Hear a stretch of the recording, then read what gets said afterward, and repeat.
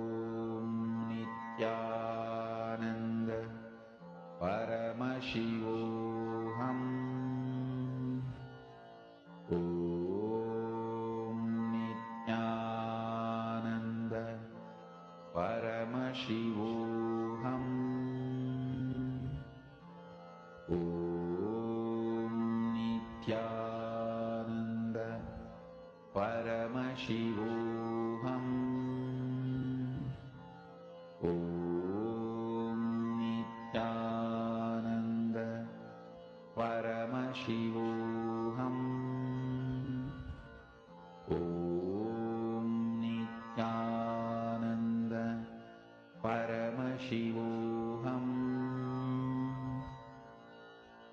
Om Nithyananda Paramashivoham.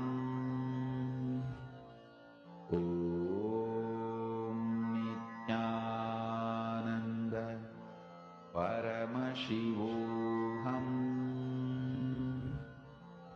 Om Nithyananda Paramashivoham.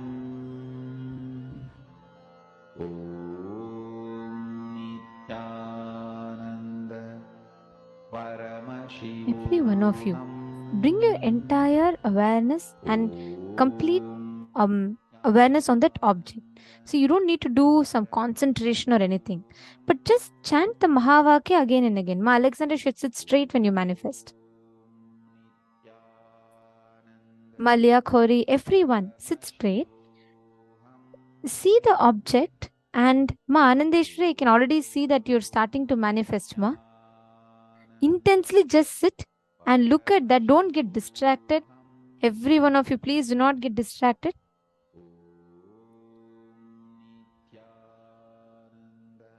Chant the Mahavakya continuously. Understand as you keep manifesting this, you will see the experience that will beautifully happen in you. Only one thing again and again you need to understand in you is, I am consciousness. Your consciousness is 10 times more intense than the matter that is in front of you.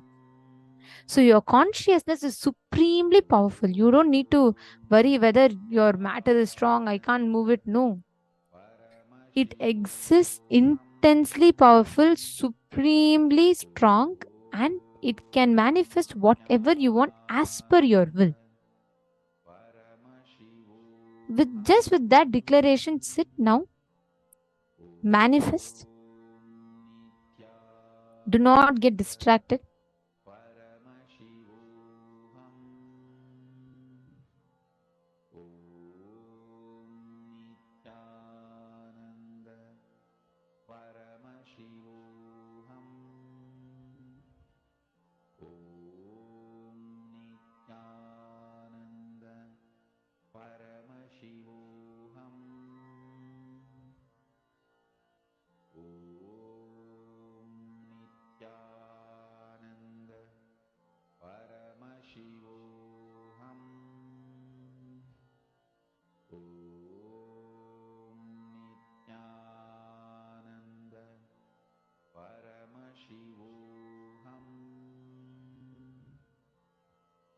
Chant the Mahavakya.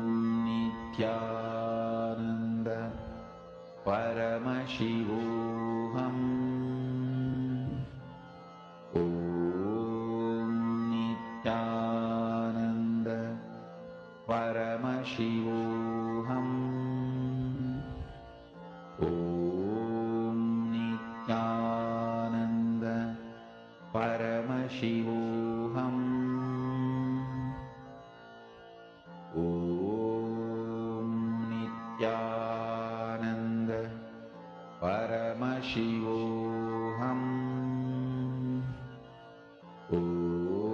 Om Nithyananda Paramashivoham.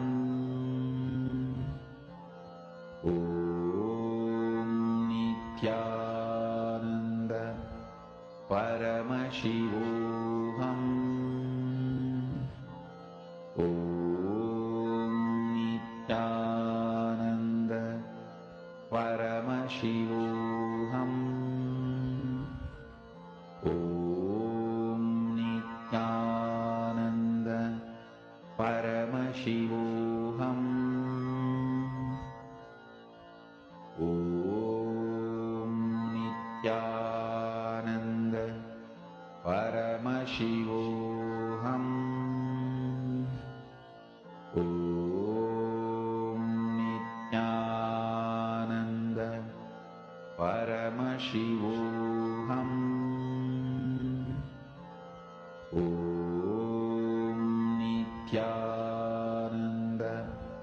Paramashivoham. Om Nithyananda Paramashivoham. Om Nithyananda Paramashivoham. Om Nithyananda Paramashivoham. Om Nithyananda Paramashivoham. Om Nithyananda Paramashivoham. Om Nithyananda Paramashivoham. Om Nithyananda Paramashivoham.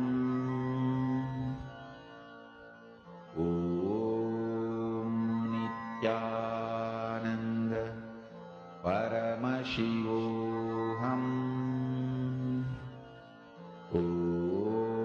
Om Nithyananda Paramashivoham.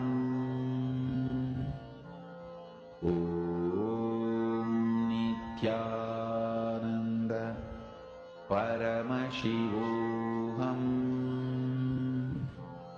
Om Nithyananda Paramashivoham. Om Nithyananda Paramashivoham.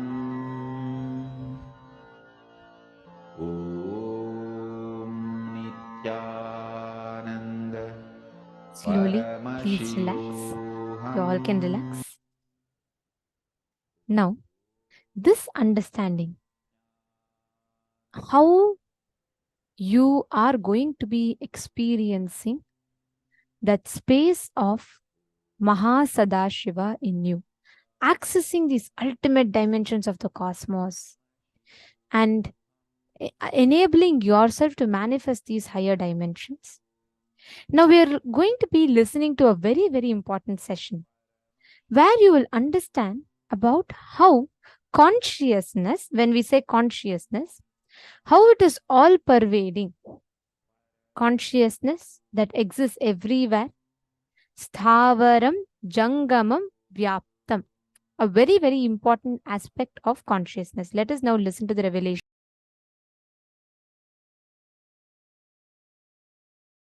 The fundamental principles of existence, your existence as individual self, or your existence as part of the society, your existence as part of your family, your existence as part of your community, your existence as part of your country, your existence as part of the humanity, your existence as part of the cosmos, in every level of existence, there are some fundamental principles to manifest what you want as reality. Mahadeva, Sadashiva explains this science as Agama.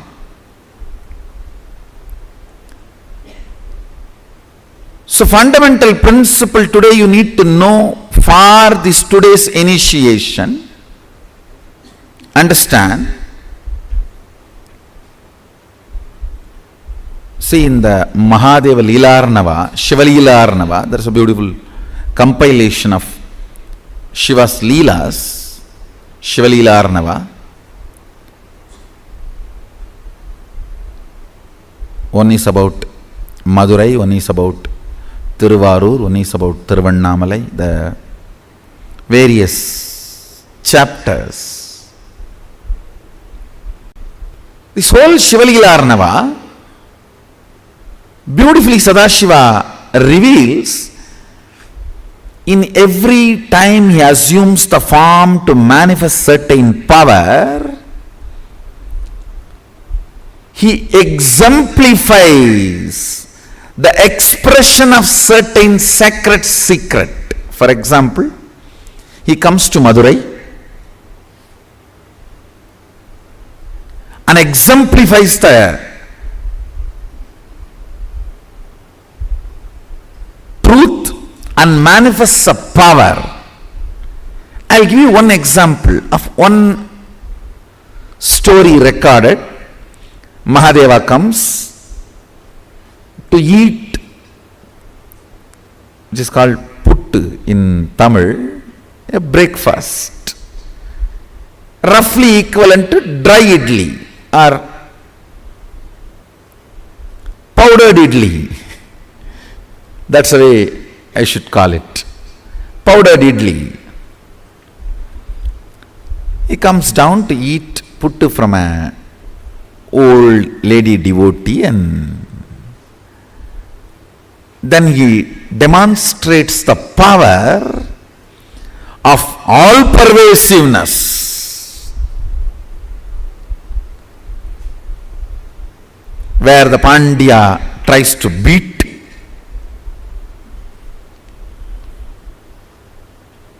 Mahadeva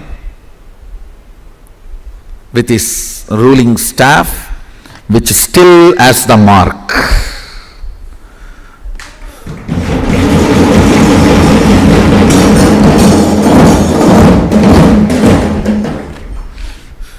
During that incident, Mahadeva demonstrates the power of all pervasiveness. The stick which has hit Mahadeva's back hits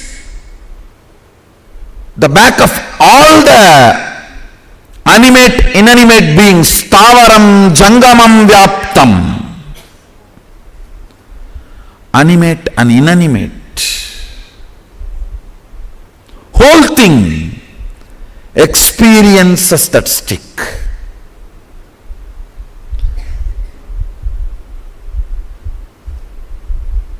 Understand the power he manifested in that Leela is Stavaram Jangamam Vyaptam. And the sacred secret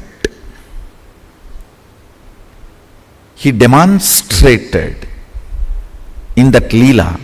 He comes down to eat the love. Understand, not the pity, but the love. In your life, if you decide, you will eat only, you will perceive, enjoy, receive only the emotions, not the objects. You won't care about the matter, but about the experience. You will always be radiating the all-pervasiveness. Understand? Whoever decides, I have nothing to gain from this world, I am here only to receive and give the love, nothing else.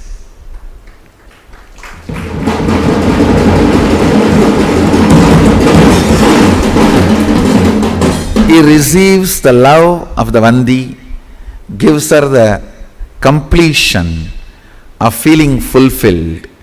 Neither pity is big thing for him, nor the work he is supposed to do, he is doing. He does it in a different way. The story beautifully says, he puts the semmad, means his turban, for his head and lies down. But the ministers are asking him, hey, put the sand and stop the Vaigai, build the embankment. He says, fools, you don't know from where the water is coming. I am covering from where water is coming. Hey, I am covering the source, fools. I am doing my job. You don't understand. It's coming from here, so I have to cover it here, not there.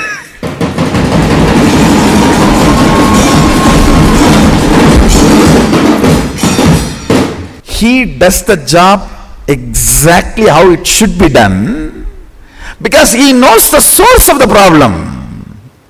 He is stopping the water from the source. But these fools are forcing him to work as they think what is the solution. They think dumping the sand on the banks of Vaigai is the solution. That is the job he is supposed to do. But only he knows where it has to be tied. He demonstrates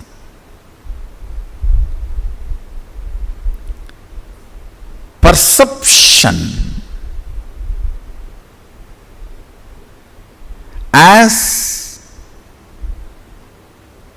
useless, immaterial. Listen carefully.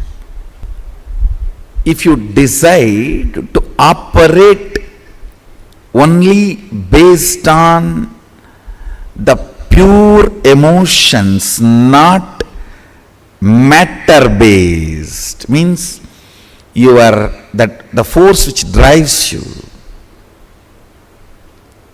Instead of fear and greed, if you change the fuel to love, you will manifest the power of all pervasiveness. Love is the fuel for you to experience oneness. That is what he is showing in that one incident. Each incident, he personifies one sacred secret and he manifests that power which is expressed by that one sacred secret. If you want to manifest the power of all pervasiveness, practice the sacred secret of love being your driving force, not fear or greed. That will establish you in oneness and that will manifest the all-pervasiveness power.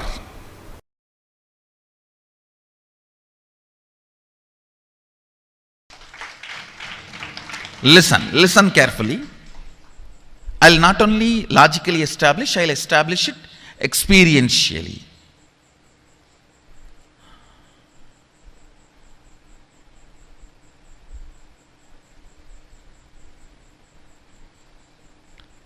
If you just internalize this thought current, you will experientially experience how all these are modifications of your own Atman, self.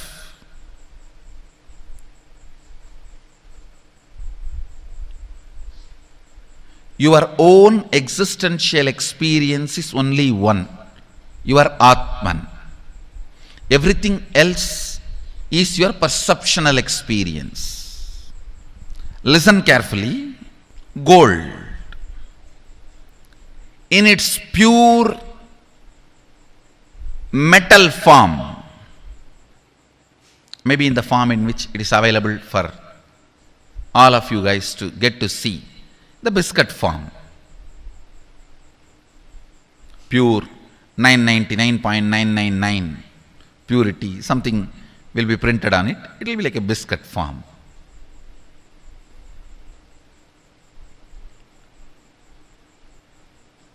That is the existential reality, existential experience.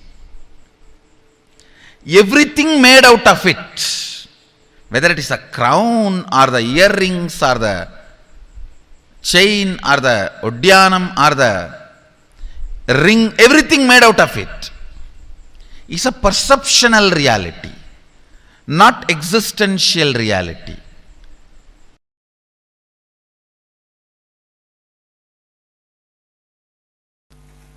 Understand, when you understand the fear and joy, pain and pleasure are illusion and delusion, that very understanding will make a huge change in you. You will feel like the earth on which you are standing is removed. Almost everything will collapse. Allow that collapsing. Allow that understanding to happen. See that the whole thing tumbles down. Whatever you build as your identity suddenly will change. All your strategy planning for your future will suddenly change. All the logic with which you build your life will completely be shaken. Allow that. Do not have the fear. Then what is reality? Allow this tumbling to happen. Allow this shaking to happen. By understanding that our courage, our fear, our greed, our pains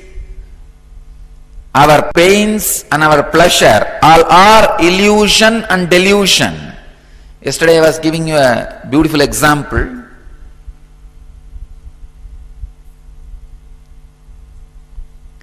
Many times life actually tests you. Life actually wants to test your stability, your understanding, your strength.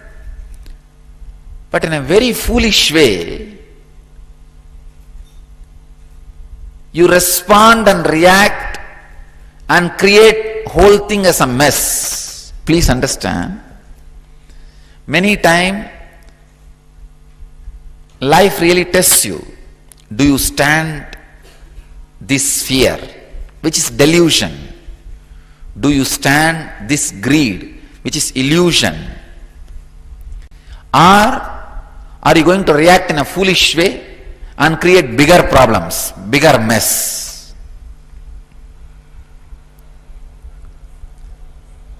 Whenever fears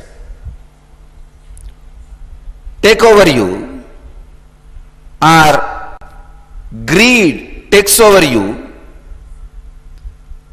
when courage takes over you,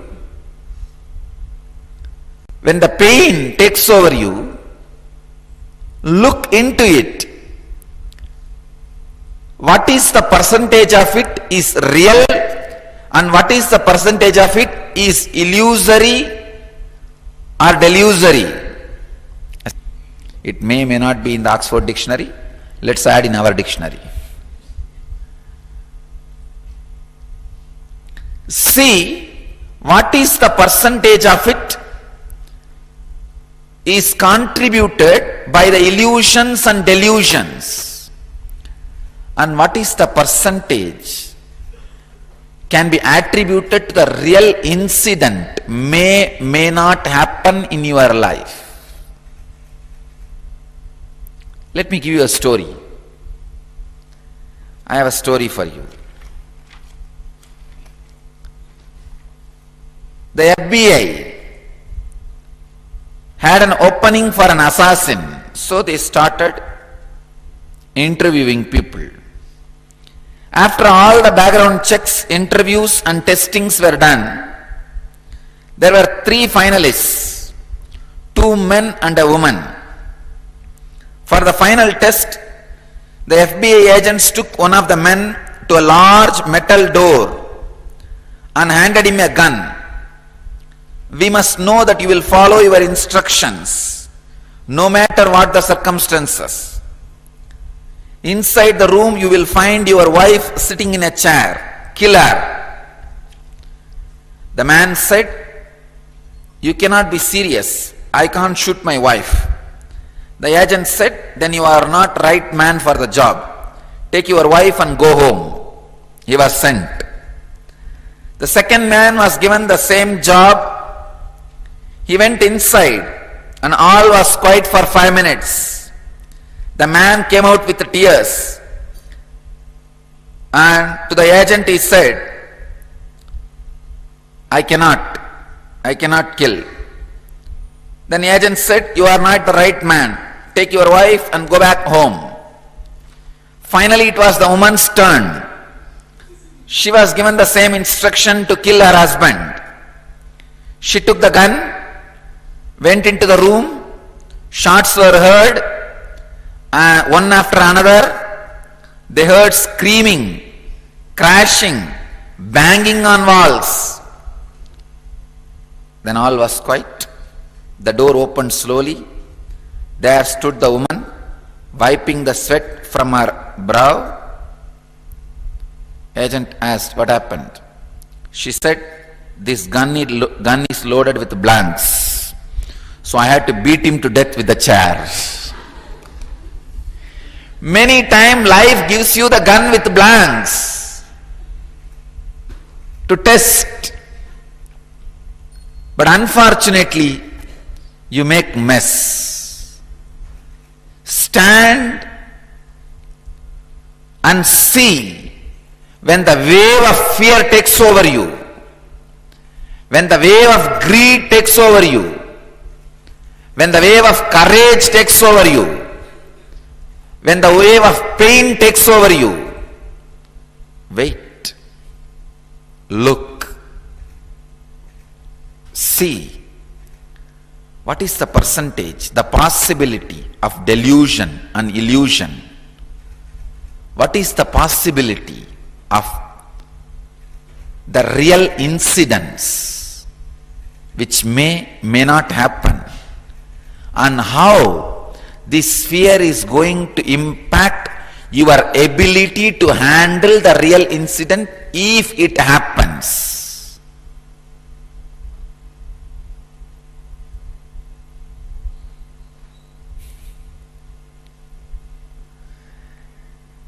The ability to face,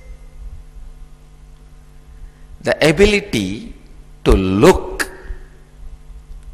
the ability to see. Please understand.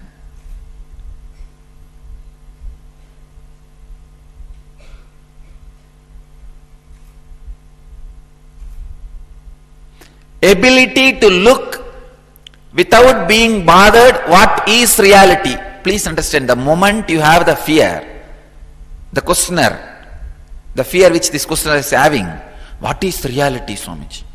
Means you don't want to let go these delusions and illusions. Don't bother. Let go. Let go. What is reality will flower in you. Allow that flowering. Now don't bother. Now don't worry too much about it.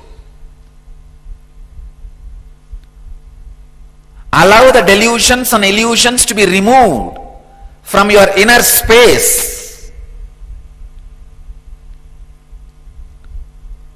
You will see the real incidents, which is reality, will never hurt you.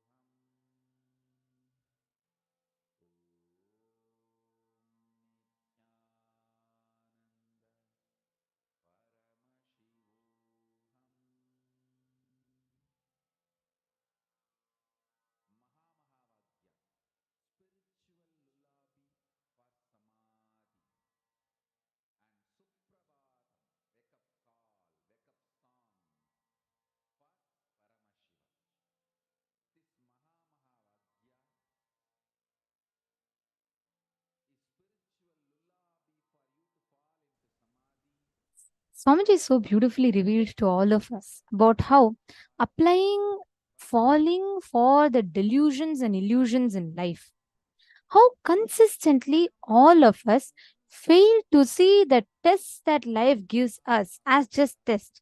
And we think that is reality and start operating out of that. I think the story that Swamiji told in the end summed up the whole thing for us, right? Swamiji so beautifully revealed how whenever life puts you in test, when it gives you some situations to test you, you start thinking that it is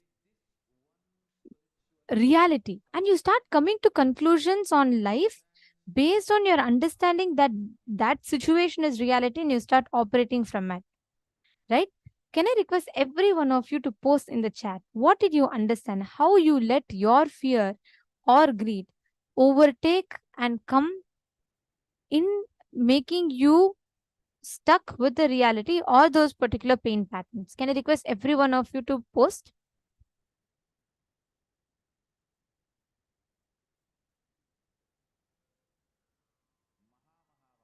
Sthavaram Jangamam Vyaptam. How the consciousness, which is supremely powerful and all pervading, takes you through, which is existing everywhere, puts you into different tests, different situations. Life presents different situations to you. But constantly we put ourselves into fear, into delusions and illusions by thinking what the life presents to us is reality. And that is the one of the biggest problem that most of us are stuck with. You're all catching it? Okay. So now it is time for us to actually understand how it functions. Why do we do that? Where is that exact point where we start cognizing delusions and illusions as reality? Swamiji so beautifully told about the Shiva Leela, right? Where in each form of that Paramashiva comes down in, he exemplifies one of the aspects, one of the powerful cognitions and truths. Like how when he came as the in the Leela that Swamiji said, he came to completely remove all the uh, suffering and to establish the truth that he is all pervading. He exists everywhere. Paramashiva constantly gives us that experience. And now all of us are going to be experiencing that as consciousness. Ma Chetana, as much as you exist in Australia, as much as you exist in that body, you exist in the whole world. That is the supreme truth of how cosmos functions. As much as I exist here, I'm talking to you all here, I exist 10 times more intensely in everything that surrounds me. When you understand this one truth of how it is all pervading, you will start manifesting that experience as a reality. You're all understanding? Okay. So now, let us all manifest this experience in our inner space to experientially understand what it means. When Swamiji says we are all pervading, we are the supreme consciousness that exists everywhere. How exactly does that happen? What does that mean? Swamiji has conducted a very powerful meditation process on that. And we are all going to now be experientially understanding that by this Kriya. Shall we all do it? Can I request every one of you, all the participants, to sit straight, get ready?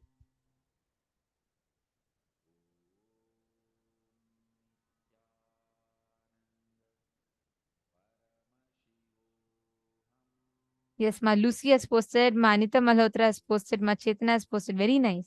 See, whenever you let your illusions and delusions, Swamiji will say, even the smallest of incidents, life will make it look so big, as if you cannot handle it. It's beyond your capacities to you.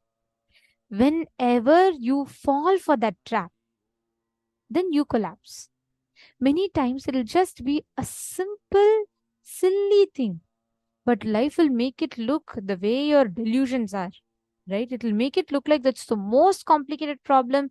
And if it is not happening, it is not going to work out. Everything is going to collapse. Things are all going out of hands and you're not able to manage anything. No, that is only an illusion. In offices and all, they do the fire drill, right? How many of you have experienced these fire drills that they do in the offices, in workplaces, like earthquake drills, fire drills? If you start believing, oh, there is real fire with that fire drill, and you decide, okay, even if my life goes, it's okay, I need to say, let me jump out of the third floor, it is just foolishness because it's only a fire drill. Same way, many times when life gives us just fire drills, we think that is reality and we just make drastic decisions from that. That is why never let that reality, which you think is reality, but which is actually an illusion that life presents to you, never let that dictate your decisions in life. Great. Okay. So let us all do this meditation now. It's a very powerful meditation which will awaken you to the experience of Sthavara, Jangama, and Vyapta, the all-pervasive existence of consciousness. Let us enter into the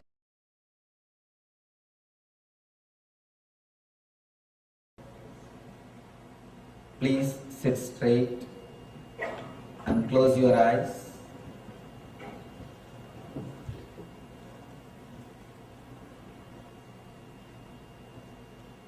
Let your head, neck and backbone be in a straight line. Intensely pray to the ultimate energy to give the experience of this meditation to us.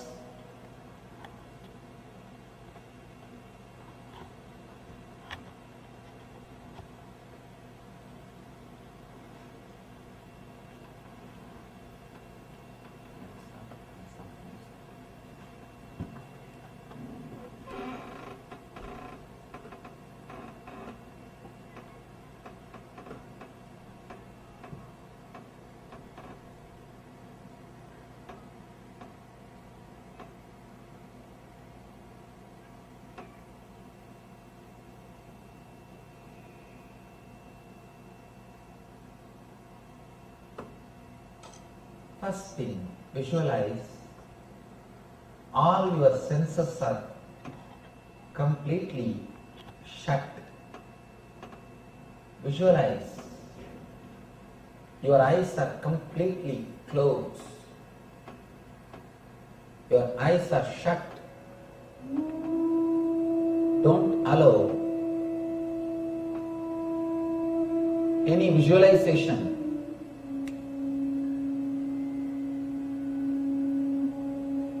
to happen inside your being.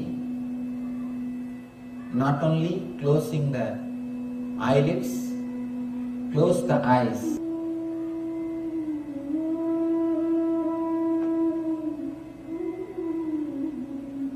Visualize your eyeballs have become completely dark. You are seeing only darkness in front of you. Visualize your ears are shut. Visualize your sense of touch is shut. Visualize your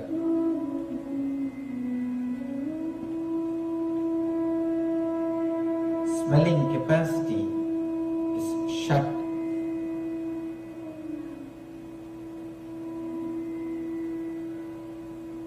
Visualize your taste is shut.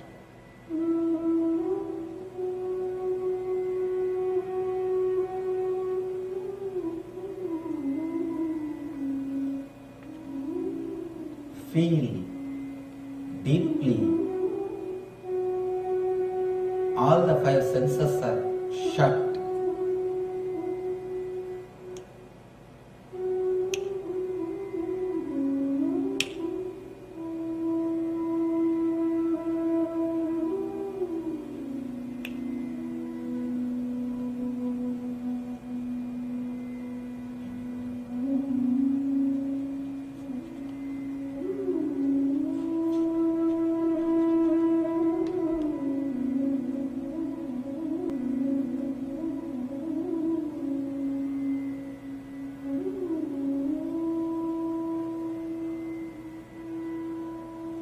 Inhale and exhale as slowly as possible.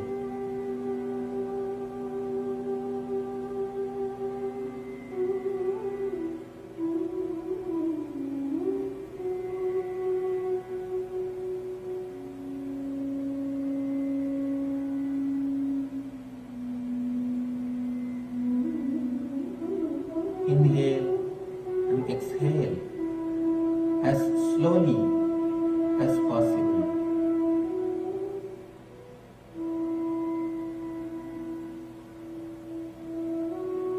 Let your consciousness reside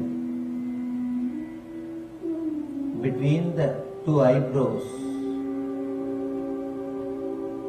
Let your consciousness reside between the two eyebrows in a very relaxed way. Let you be aware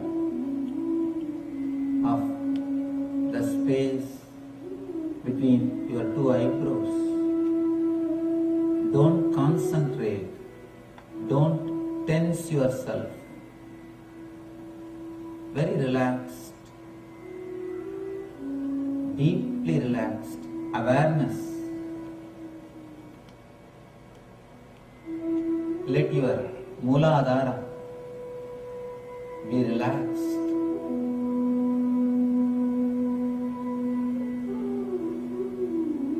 Root of the spine. Let your root of the spine be relaxed. Let your Swadhisthana be relaxed.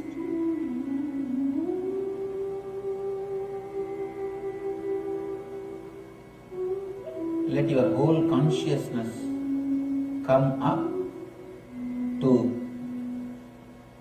the Ajna chakra, which is between the eyebrows.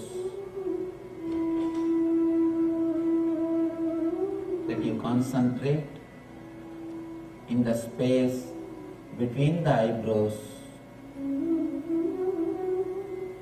Let you relax in Ajna chakra between the eyebrows.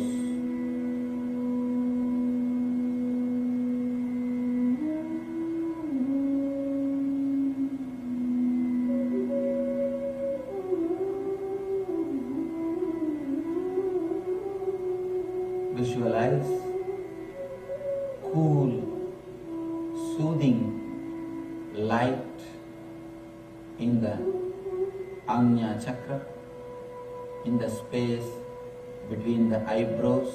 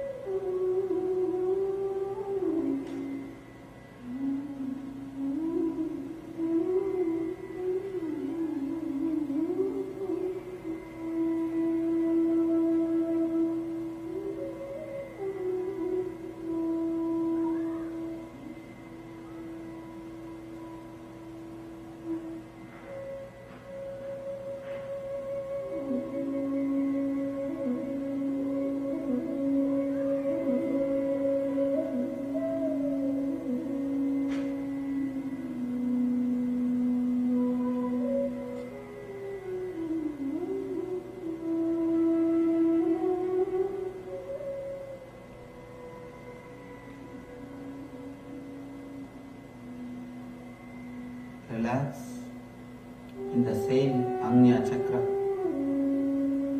between your two eyebrows. Forget about the world. Forget all other parts of your body.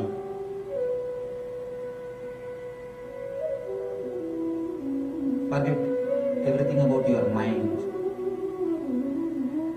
Let you forget the body, mind and the world. Remember only Agnya Chakra, the space between the two eyebrows.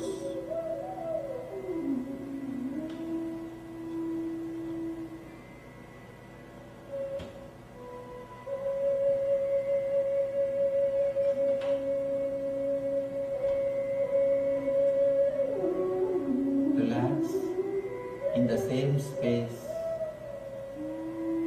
your Agnya Chakra.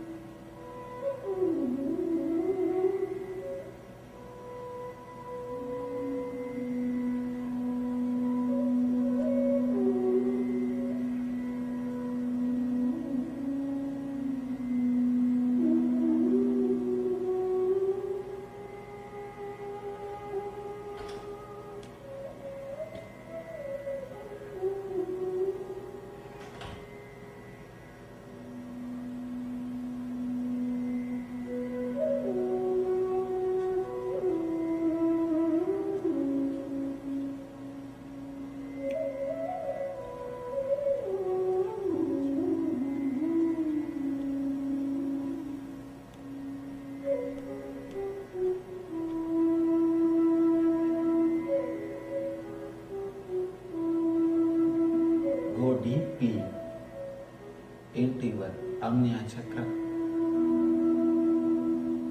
in the space between the two eyebrows.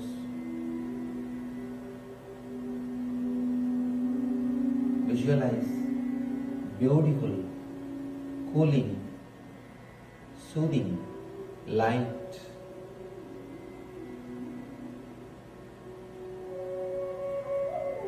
in the Agnya Chakra. Let you experience beautiful, blissful light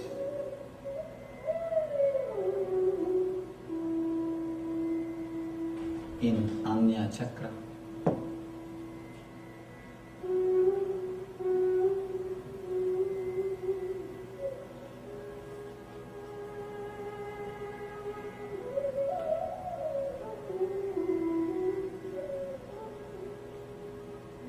Don't tense yourself.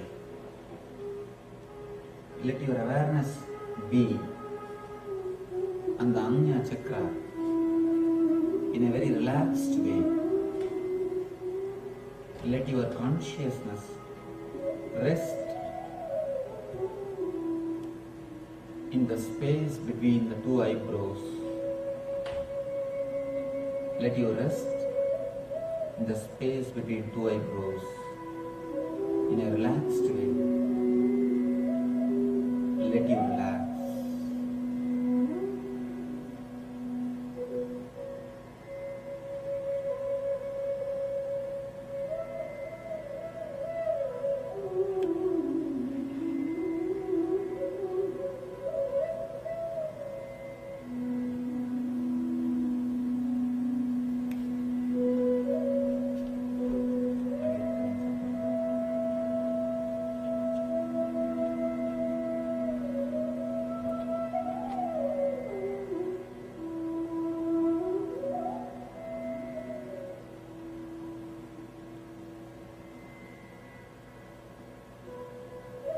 Let you relax in that same space of eternal consciousness Let you be beyond the body, mind.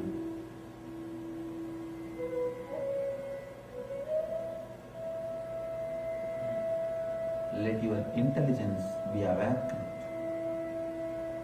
Let you work through the eternal consciousness.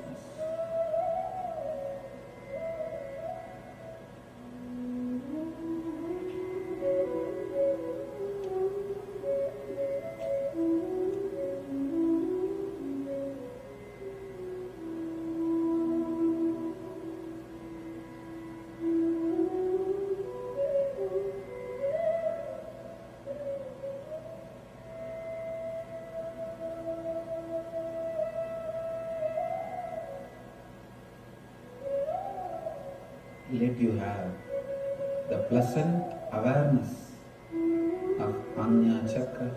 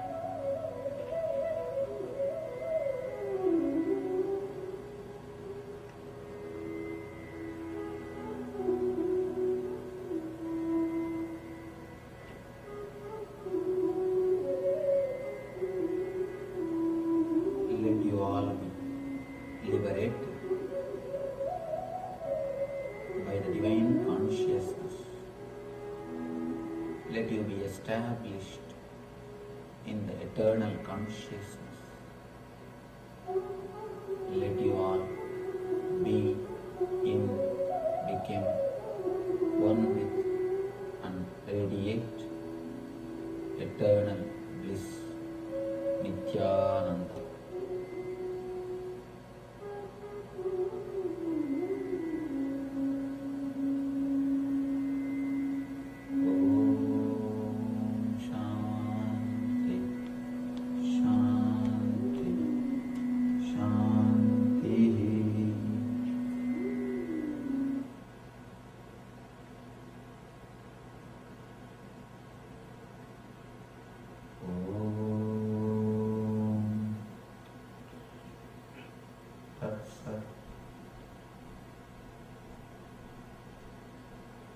Relax.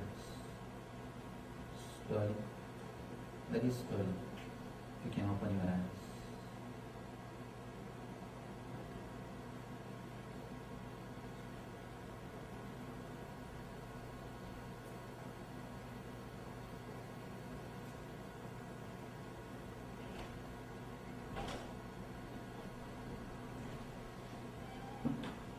let you start staying in the same mood at least for next 10 days.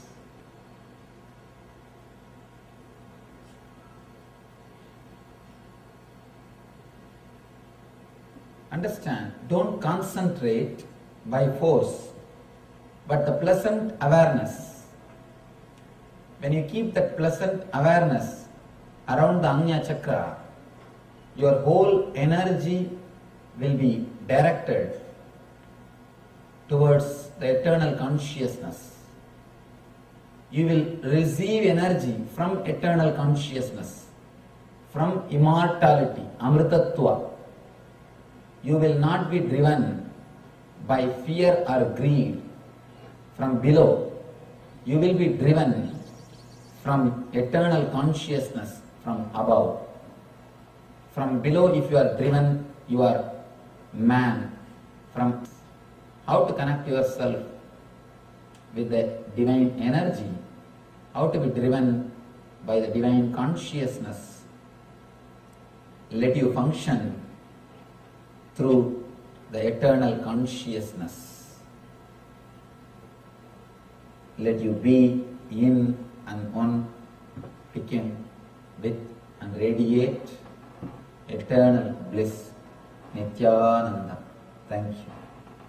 Vasudeva Sudam Devam Gamsachanuramardanam Devaki Paramanandam Krishnam Vande Jagadgurum.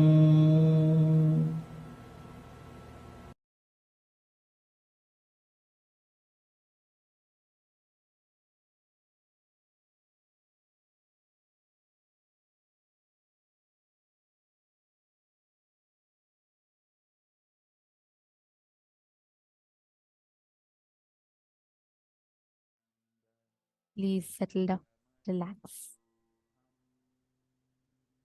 Have a sip of water. The meditation that Swamiji just now led us through. It has, how many of you feel the deep peace, extreme bliss manifesting in you? How many of you feel that?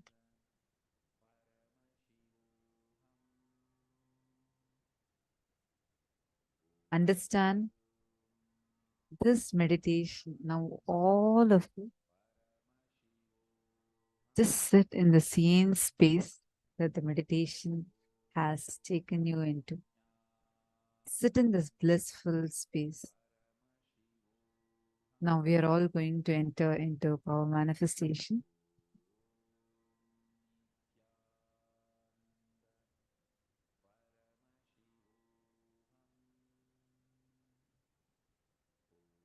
Now, the space of all pervasiveness, Sthavara, Jangamam, and Vyaptam. With that space, all of us, let us all sit and manifest the power of consciousness. Every one of us sitting here, just sit with just in that experience. The experience of all pervasive, the experience of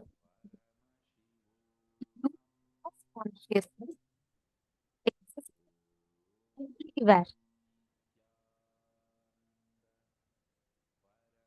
The space, state in which you exist. Right? So every one of you that are there, all the participants,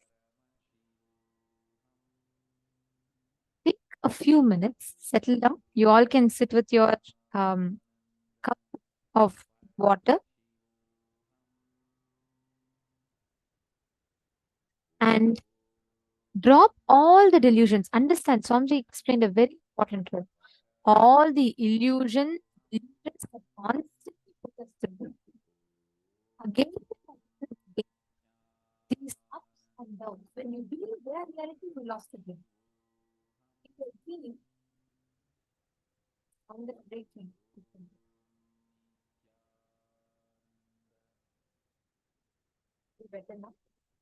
See, in your dream, just because you see a tiger chasing you, you are running in the dream and you're wanting to take a gun and shoot the tiger to save yourself. If you take a gun and actually shoot, you are falling into the trap. Understand? The only thing you need to do at that time is wake yourself up from the dream. If you try to sit and say, okay, the tiger is chasing me, oh my God, oh my God, oh my God, and if you sit, then you will ever be lost in that. The best way is constantly just deciding to not fall into the trap of illusions and delusions that life creates in front of you. Are all of you understanding? Now, with that understanding, let us all start manifesting the power.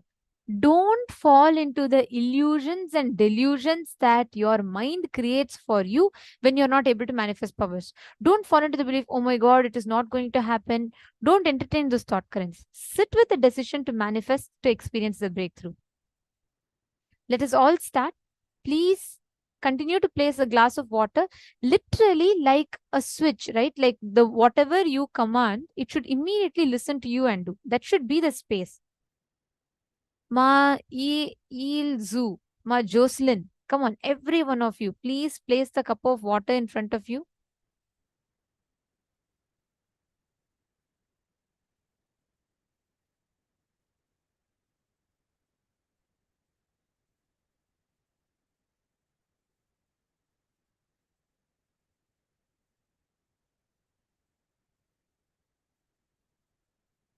Just connect to Swamiji.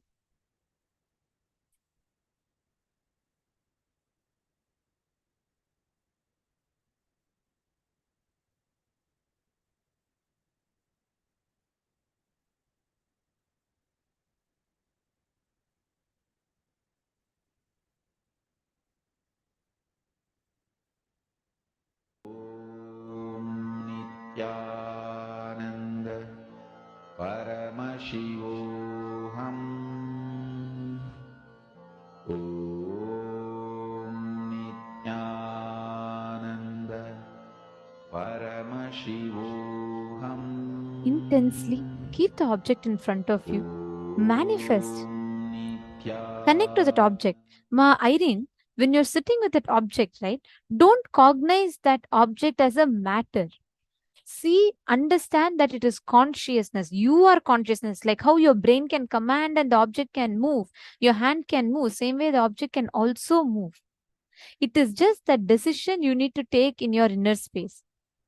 Ma Lucy, Ma Liangshu, Ma Jocelyn, Ma Christina, Ma Yilizu, Ma Joyce.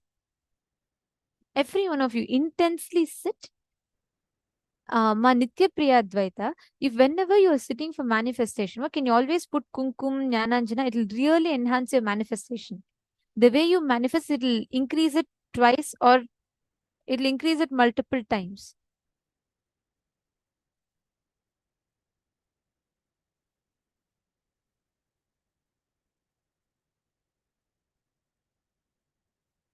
Chant the Mahavakya. See, you need to do very simple thing. You can keep your eyes open and you can all look at the object. Whether it is a needle or a blade of grass or a rice grain that you're keeping in front of you. Center yourself on the understanding that I am consciousness. The consciousness in me is more powerful than the matter which is in front of me. When you come to that understanding, conscious conclusion, you will see the way you operate, it will just change. You will see automatically that the exact object in front of you will start listening to you. It will start moving. It will start aligning to how exactly you want it to move.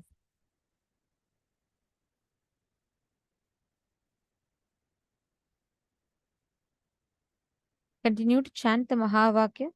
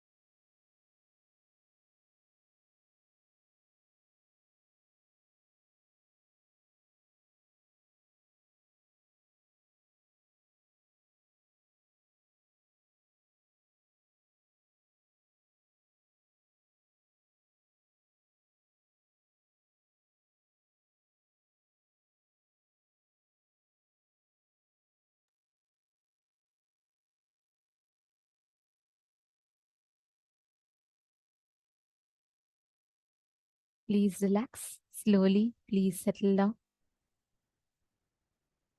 All of you can relax.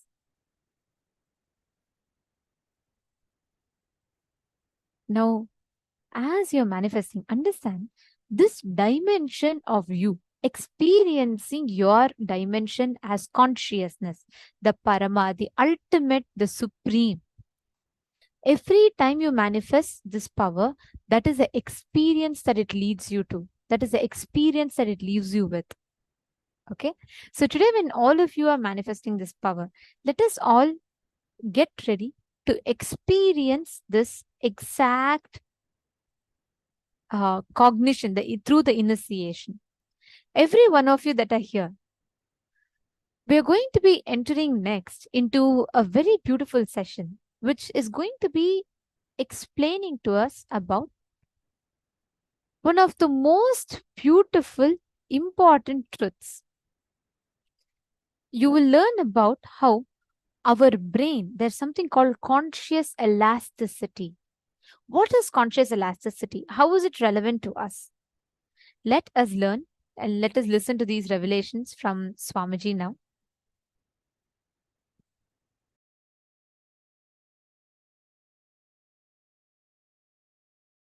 Paramashiva's message from Kailasa.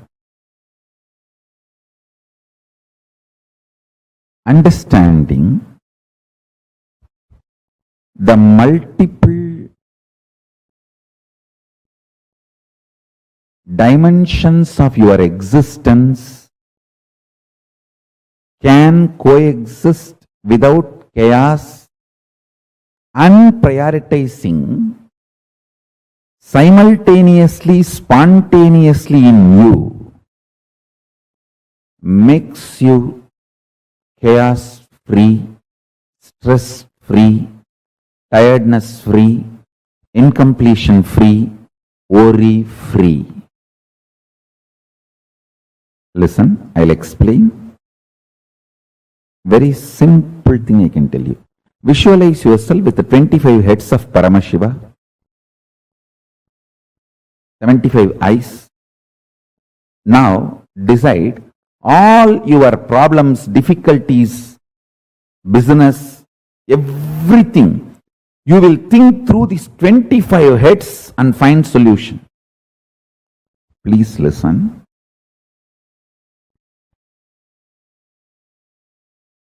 These visualizations like 25 heads of Paramashiva, 75 eyes of Paramashiva, 50 hands of Paramashiva, all these expands your conscious elasticity.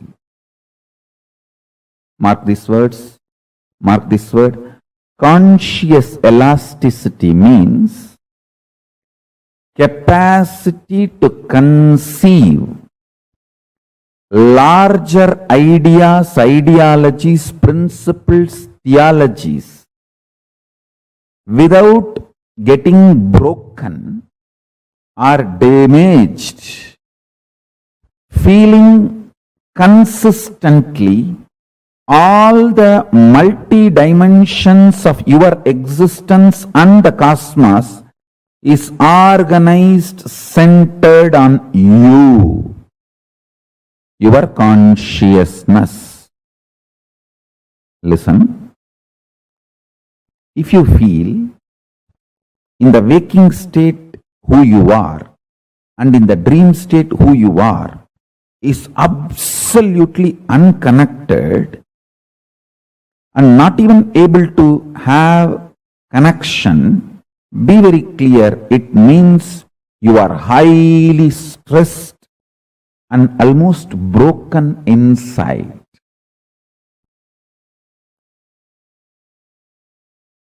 The multiple parts of you, dreaming part, visualization part, thinking part, emotional component, feeling component, deciding component, all this, if it is connected in sync, synergic. That is what I call conscious elasticity. It just gets pulled, pushed, dragged, but never gives way, breaks. Falling into dream state, falling into deep sleep, getting out of it should be almost like a sweet vacation.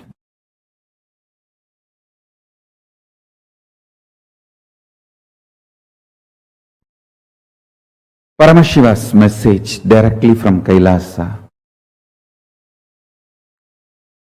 Conscious elasticity is ability to unclutch and operate. Ability to unclutch and operate. In Sanskrit, we use the word called Sahaja Samadhi. Ability to be absolutely stress-free, but alive, active, vibrant.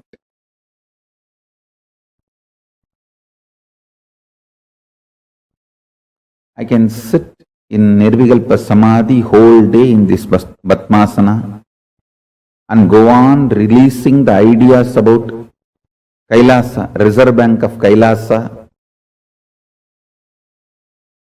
Usually presidents, prime ministers, head of states, if they want to reveal something, announce something to the world, they will call for a press meet. There will be a formal press meet, they will announce and the media will ask questions and they will answer, then it will be taken to the world. But here, I did not even make the announcement. I said, I will make the announcement on Ganesh Chaturthi. That's it. It is all over media and social media, internationally, globally.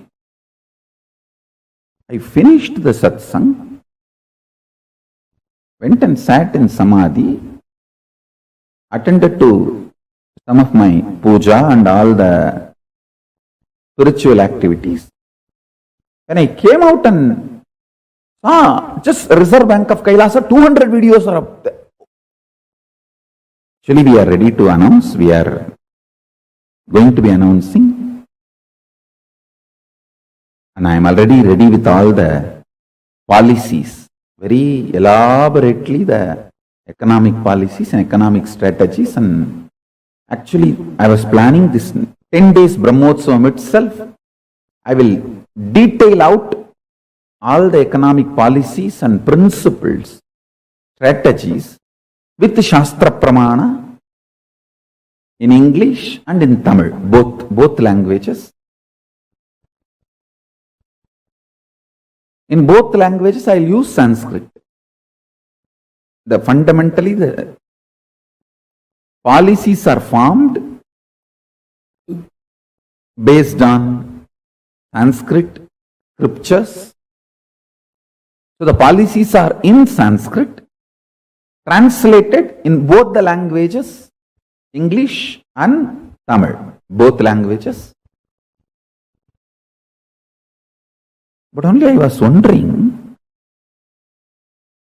still I am not able to logically understand why this Reserve Bank of Kailasa became so popular, viral.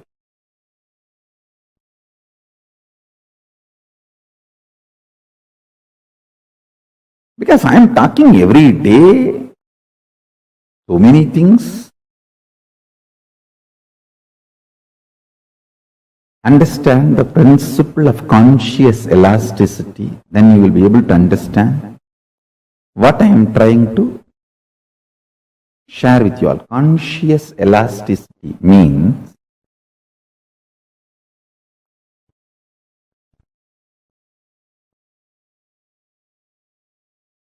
ability to completely unclutch and ability to fully involve, both.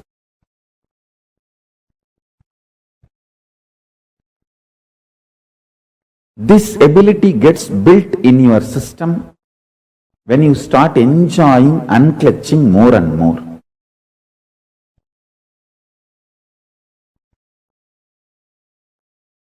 There was a great saint, Ramalinga Vallalar, in South India. He gives a beautiful 3 instruction. Pasittiru, Thanittiru, Velittiru. Means, always body should feel hunger. You should never dump the body with food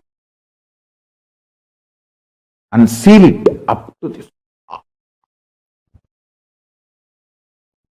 Pasittiru. Always body should be functioning, alive, hungry, burning. Jataragni should be burning.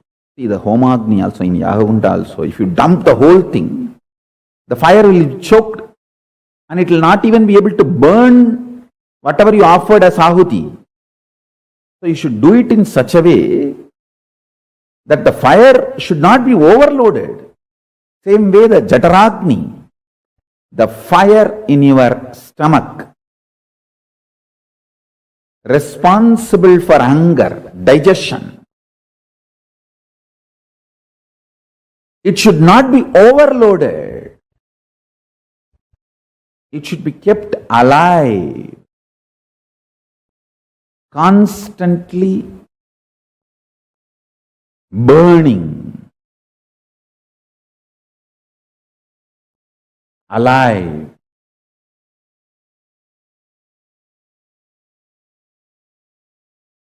Excited, inspired, burning. Listen carefully. Pasittiru means keep your body hungry.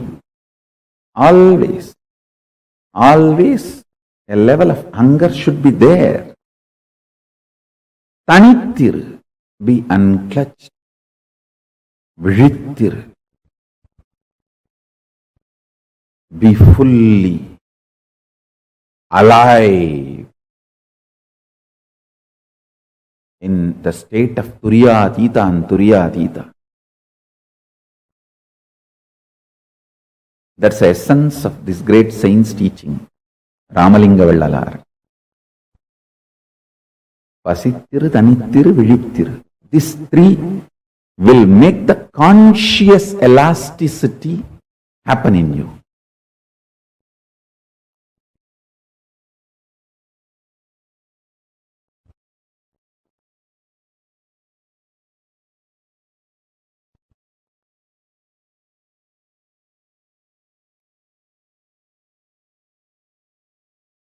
I tell you,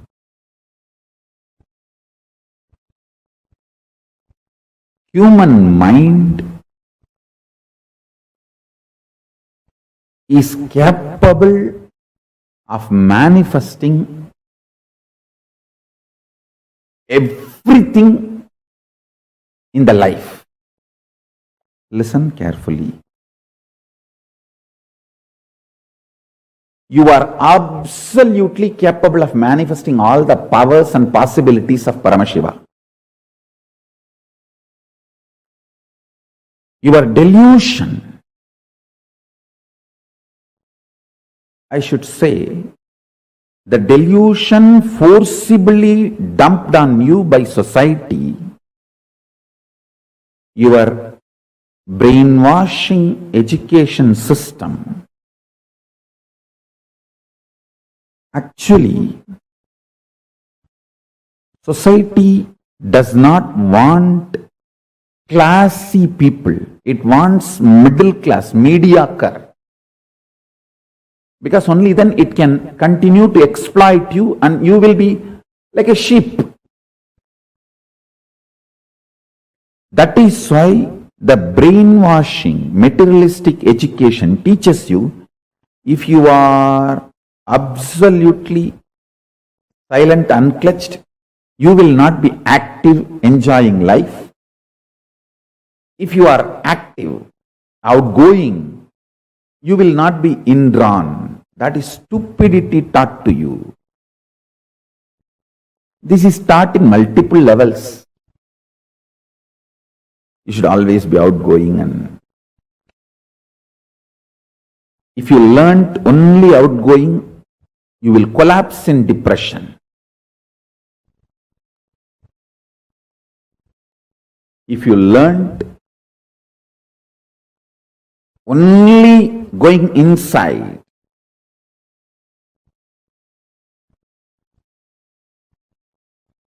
you will not collapse in depression.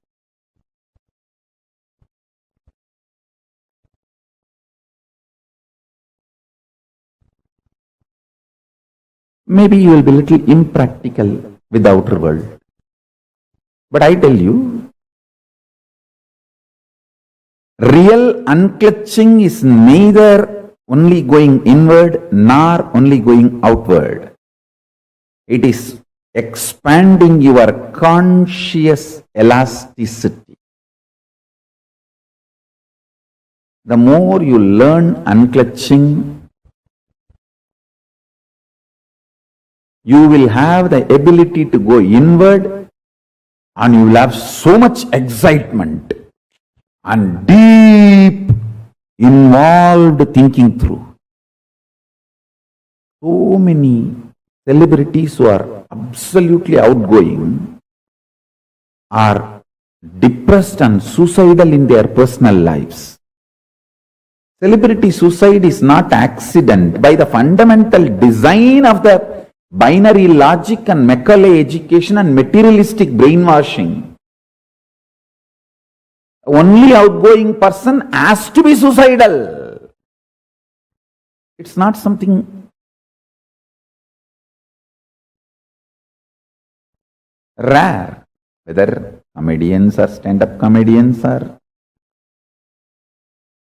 all celebrity, the film actors or even the celebrity journalists, stage actors. The only outgoing, and you see, if you are brainwashed,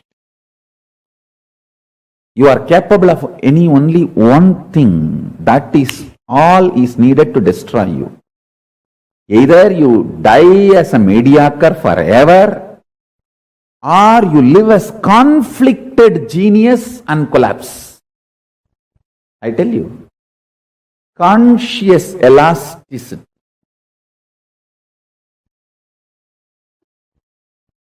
capacity to be in absolute Turyadita, in Nirvikalpa Samadhi, and Jakrat, involved. Conscious elasticity means you can catch a thought before it gets formed inside you. Microscopic. And you can see the stars telescopic and know the path it is traveling. Understand? You can catch a thought before it forms inside you. Microscopic. You can see the stars and its path telescopic. Is what I call as conscious elasticity. I tell you, you are simply capable of it.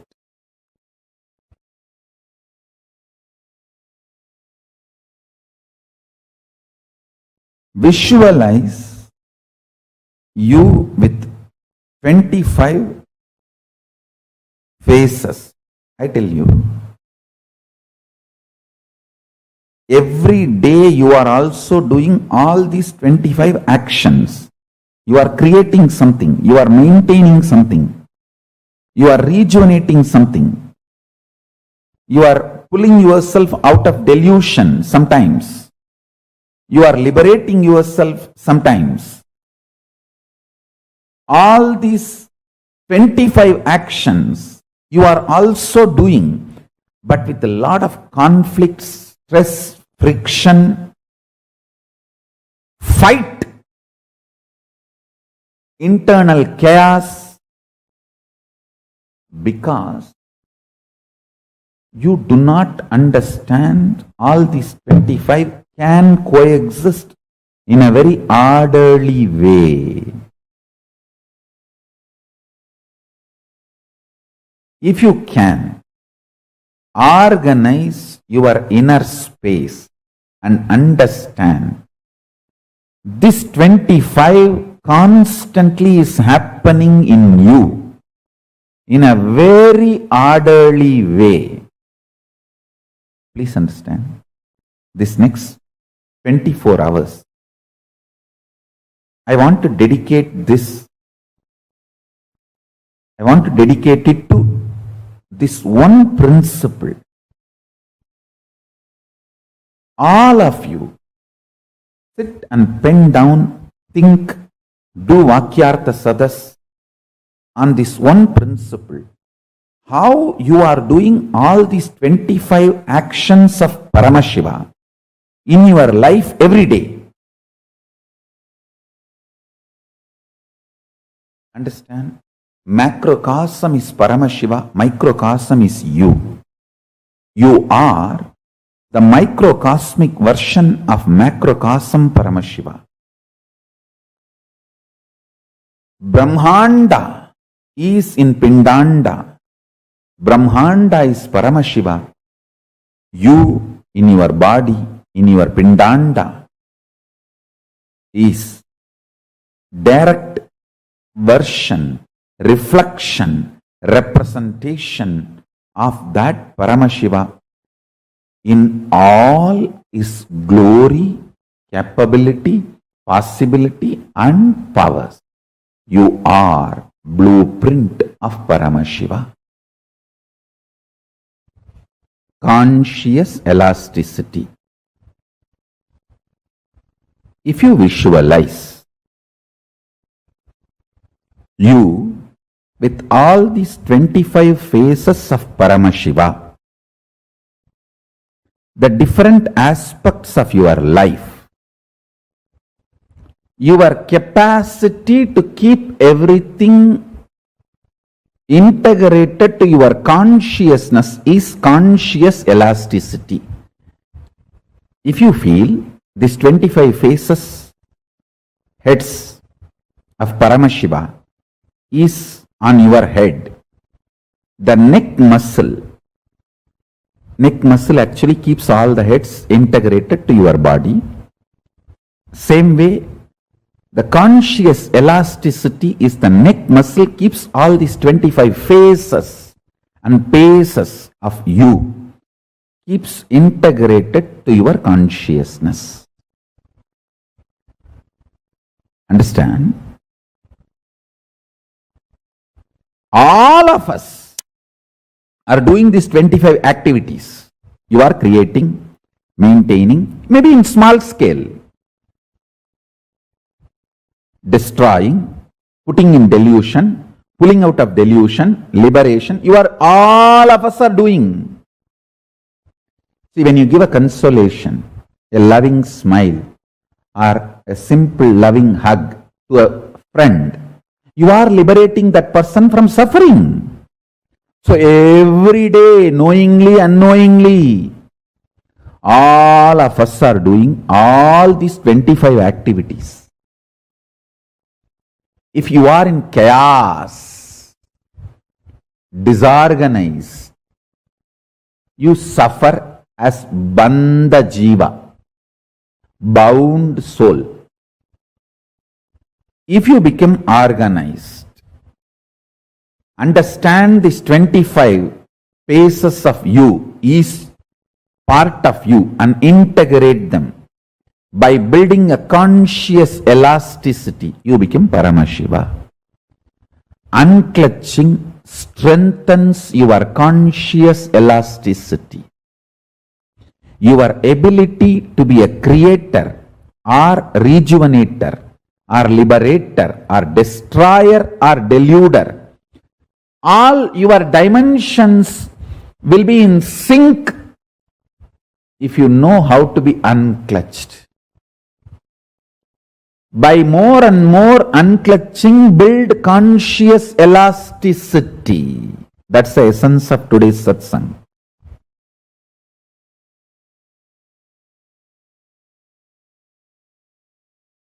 When you actually unclutch not just your thought currents, your liver, your kidney, your intestine, the very elasticity and plasticity of your brain changes. Listen, youth means whose brain still retains the elasticity and plasticity for the new, exciting, enlightening life, intense life. Youth has nothing to do with based on your date of birth, year of birth. Youth means whose brain is plastic enough, elastic enough to manifest the grooves, to radiate enlightenment, excitement, intensity, joy, life positivity is youth. So when you unclutch, sit in unclutching, your liver changes, your intestine balances, the elasticity and plasticity of the brain, the ability of your brain to develop the new grooves changes. It's no more a dead, frozen stone. It's a living clay in which the new grooves can be formed.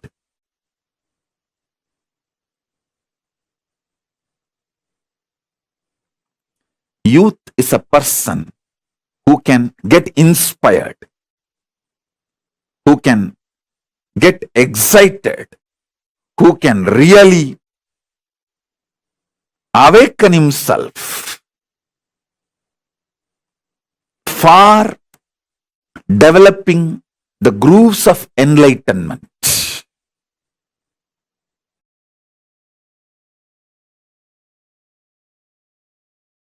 Simplest way, as it happened in my life, I tell you.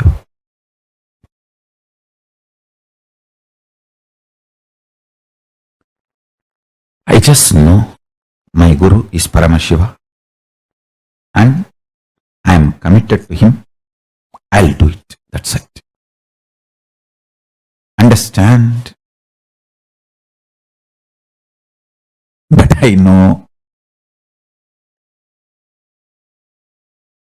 I will be integrated to my Guru and my commitment to my Guru, and not even 1 second iota of doubt or idea of not doing even appeared. Forget about that thought appearing and then me consoling and denying and saying, no, there is no internal struggle. I just know I am committed to my Guru and I will do it. He may not be physically available to me now. That does not mean my commitment to him changes. When your commitment to your Guru changes, even if your Guru is physically alive, even if you are living with your Guru, you are Guru widower. If your commitment to Guru has not changed, you are Dirgha Sumangali, Nitya Sumangali.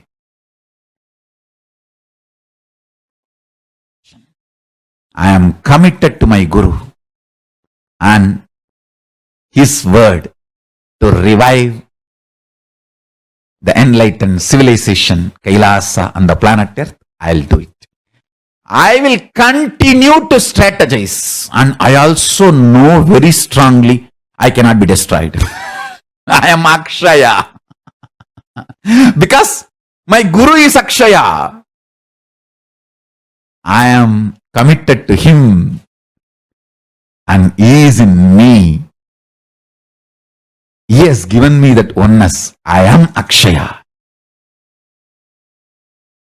I cannot be destroyed. I'll do it.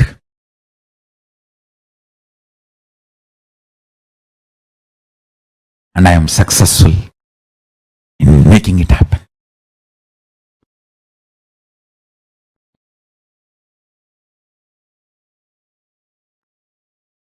you.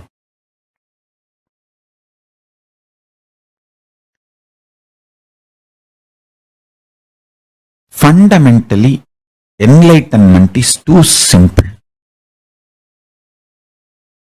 The identity you cognize as you just needed to move from pi of destructive individual identity to pi of Paramashiva.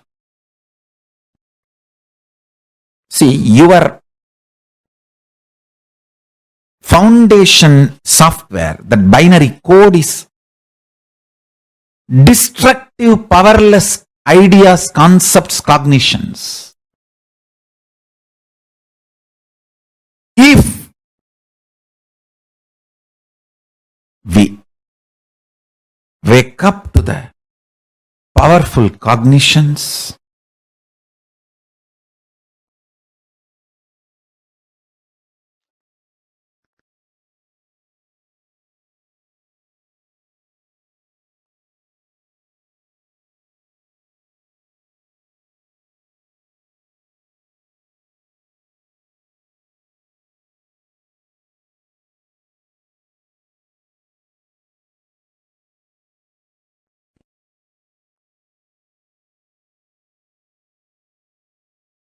I tell you,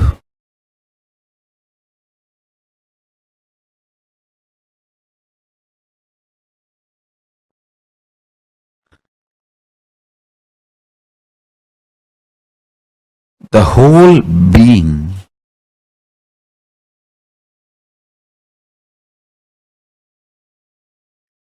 you will move in right direction. Understand? If you are moving in wrong direction, even your success is a struggle. If you are moving in right direction, even if your struggle is success. Even your struggle is success. Whether life is a struggle or success is all about the direction, not about the speed or what you face during the journey. Understand?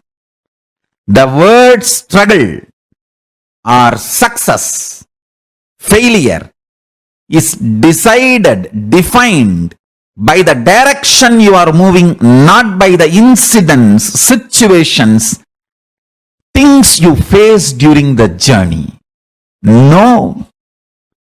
If your identity is right, if your Akshaya Guna, the pi, the cognitions are right, even your struggles are biggest success. Even if people feel you are struggling, you are grand success.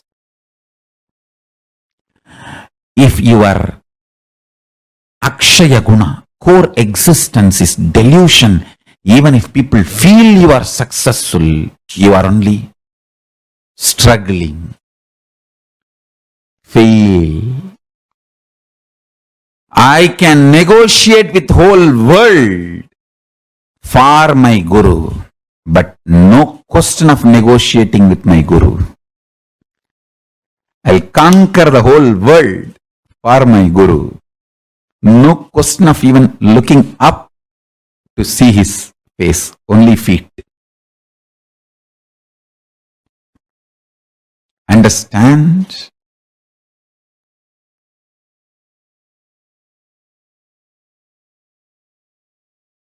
Pi of Paramashiva is Guru. If you negotiate with the core concept Akshaya Guna, then when are you going to reach and be integrated and strategize for it? Strategizing for your enlightened identity is living enlightenment. Strategizing to live and manifest your enlightened identity is living enlightenment.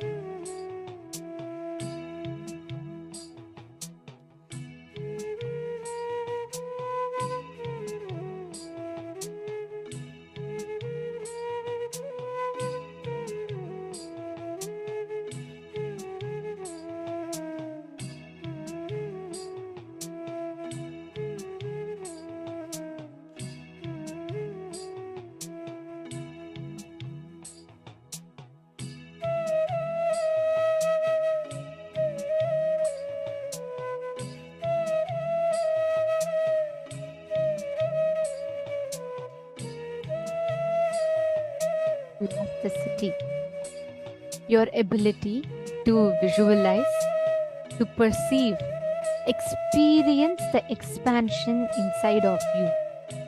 The 25 actions of Paramashiva that we do simultaneously, spontaneously, and synergetically is conscious elasticity. And Swamiji revealed to all of us so beautifully about how this conscious elasticity in us functions. Like, what is the space? What does it mean to have that conscious elasticity, the experience of conscious elasticity? Very sweetly, Swamiji explained to us about how that one cognition that you carry inside of you, like what Swamiji had with the Runagiri Yogeshwara, and cognizing the Akshaya Guna of Paramashiva inside of us, how that increases our conscious elasticity exponentially. Right? So beautifully, Swamiji explained that to us. Now we are all going to be understanding this conscious elasticity a little more deeply inside us.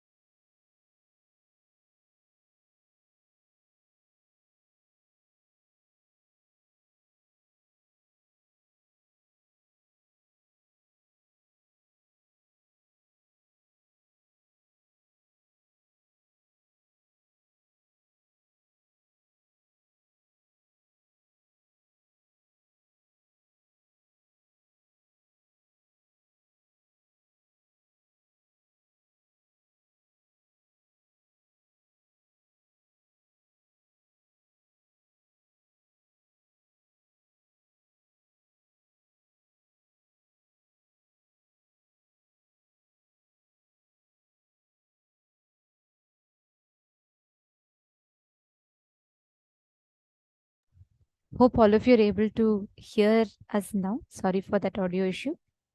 Conscious elasticity means your conscious ability to become everything. Ekam becoming anekam. Anekam continuing to remain as ekam. You sitting, experiencing in the multiple dimensions where you experience continuously yourself happening in the different dimensions of the cosmos. Ekam becoming anekam, and anekam continuing to remain as ekam means the one becoming many, and even when you are many, continuing to remain as one. Swamiji beautifully said, right? The macrocosm is Paramashiva, microcosm is us. You are the microcosmic version of macrocosm. Paramashiva the Brahmanda, and the macrocosm is in the microcosm. The microcosm is in the macrocosm. The Brahmanda exists in the Pindanda. The Pindanda manifests as Brahmanda.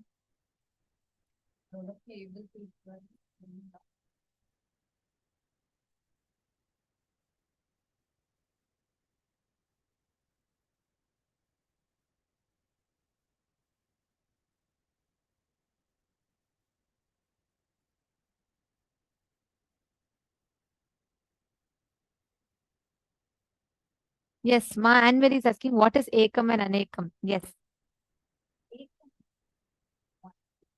Anekam means multiple. Now, Ekam, one, becoming Anekam, manifesting.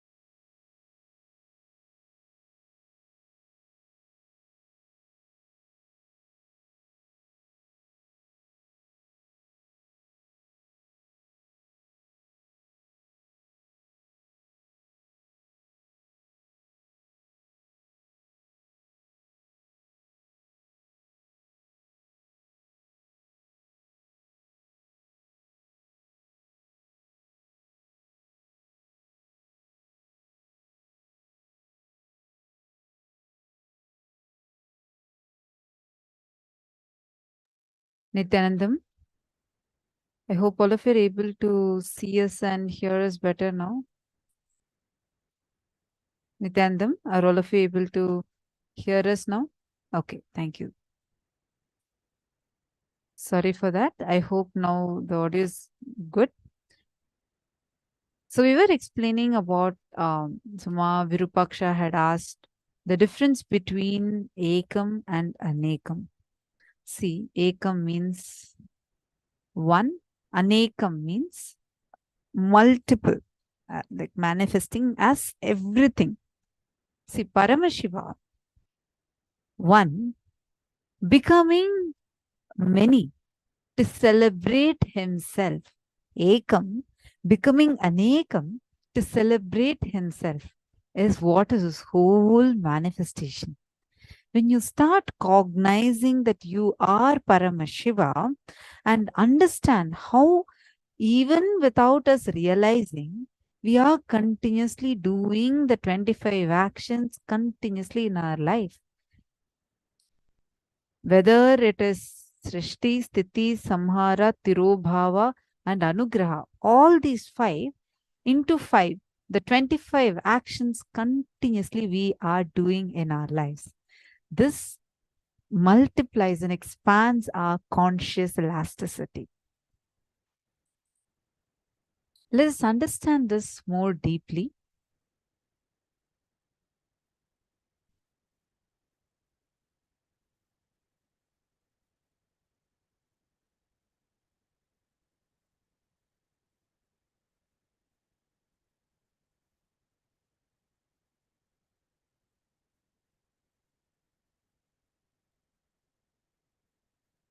Understand, macrocosm is Paramashiva, microcosm is us. You are the microcosmic version of the macrocosm Paramashiva. Brahmanda is in Pindanda. Brahmanda is Paramashiva. Conscious elasticity is our ability to unclutch and operate from the space of unclutching. Ability to be absolutely stress-free, but alive, active, vibrant. Usually we think if we are unclutched, that means we can't do any activity. Many of us carry this as a cognition. Oh, you are in meditation, you are peaceful, then okay, that means you can't really do any much activity. This is a wrong cognition that generally we all tend to carry. But ability to be unclutched, and from that space of unclutching, being intensely active. Oh my God, that's how Swamiji is, right? Like literally doing everything, but inside him being absolutely unclutched from everything. That is your conscious elasticity. How stress-free, how unclutched you are, and at the same time, how intensely active you are. That is your ability, your conscious elasticity.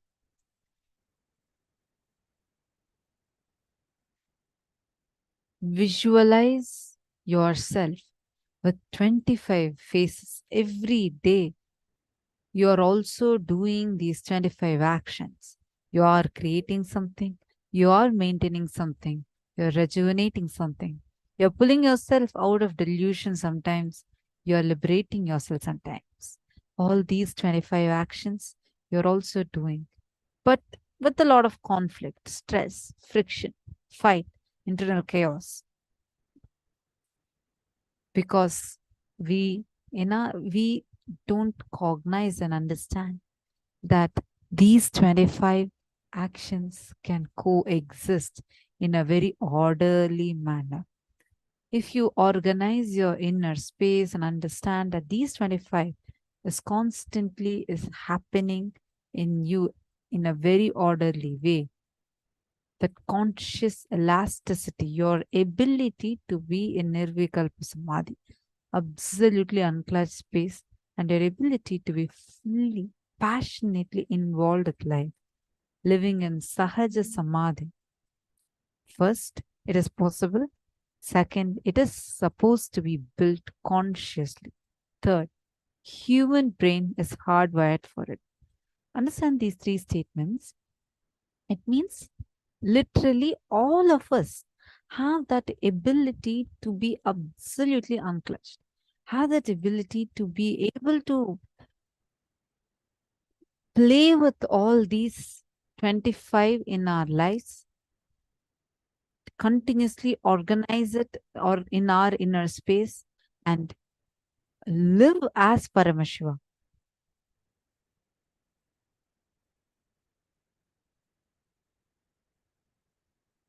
All of us have that ability to be able to organize our inner space. See, I'll give you an example. Every day, a simple thing.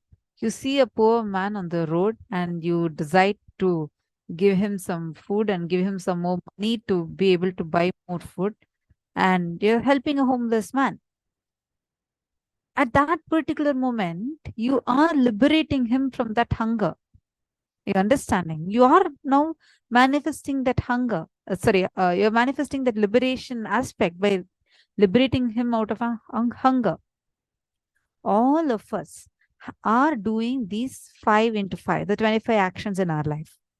You're creating, let's say, Nandini Lakhanpal. Let's say she's now creating a new business. It's a creation aspect. And now you're sustaining, you're running your business, you're planning, and sustaining that business, your sustenance aspect is being active. Mapriyadvaita. Now let's say she is ready to reinvent herself. Something powerful cognition is clicking. She's reinventing herself with a new powerful cognition. Then that is a rejuvenation aspect. I'm just giving an example. Are you all understanding how these 5 into 5 function in our lives? It's actually not in just a very subtle level. In every level, we are doing these 5 aspects. But the problem is, we think that these 5 into 5, these 25 cannot coexist. And we think that the whole thing can only be in a chaotic manner. That's why our whole life is chaotic, conflict. We go on having these things. But the moment you decide that you want to live you want to organize your inner space and cognize, just like how Paramashiva is doing this 25 actions, you also can do all these 25 in a very systematic, organized way. Understand? First, it is possible. Second, you can do it. Consciously, it needs to be built. It is not some automated thing, it's already there. You need to build that consciously. Third, our human brain is wired for it, meaning we can easily do it. How many of you are understanding this?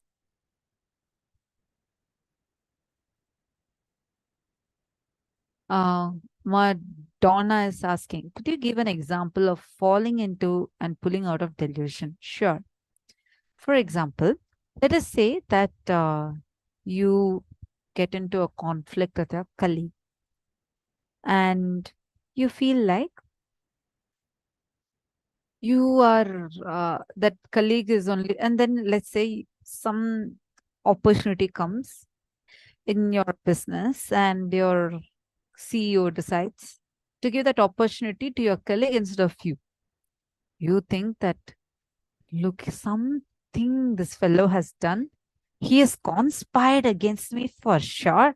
And he only stole my opportunity. He took away my opportunity. You build your own false narratives, like hundreds of ideas are already there. You already decided how it started, how he got the opportunity, but not you. You already built a whole story in you. And now you put yourself in a delusion. Now, in just a few more minutes, you find out, you go to your friend and ask, what's the thing? Why am I not getting this opportunity? Then he tells you, no. Actually, the CEO has promoted you into the next level. He wants you to do a much bigger project. You're like, oh my God, wow. Then the whole thing is just a delusion. I just created something out of the blue, exaggerated it into my head, and I myself fell into it. And then now you are pulling yourself out of delusion. Actually, Ma, just to add to this, every time you fall into an incompletion, every conclusion we come to life, whether we feel life is unfair, life is not right, people hate me, people don't care about me, all of that is we putting ourselves into delusion. Every incompletion is you putting yourself into delusion. Every time you complete using the powerful cognitions, Swamiji explained, right? Seeing illusion as illusion, delusion as delusion. When you use powerful cognitions and wake up to see illusion as illusion, that is you liberating yourself. All of us do this, putting in ourselves in delusion aspect very diligently. But pulling ourselves out of that delusion is what we all are blessed, where Swamiji is continuously making sure we are breaking free from those delusions we create around ourselves. So that is how we all put ourselves into delusion and pull ourselves out of delusion. You're understanding, what?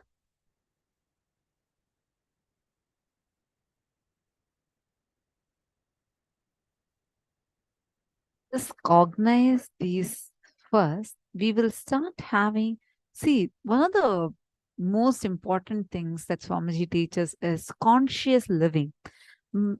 Almost 99% of the times we are always in an unconscious way of living. So many of these aspects we are not even aware what we are doing in our life.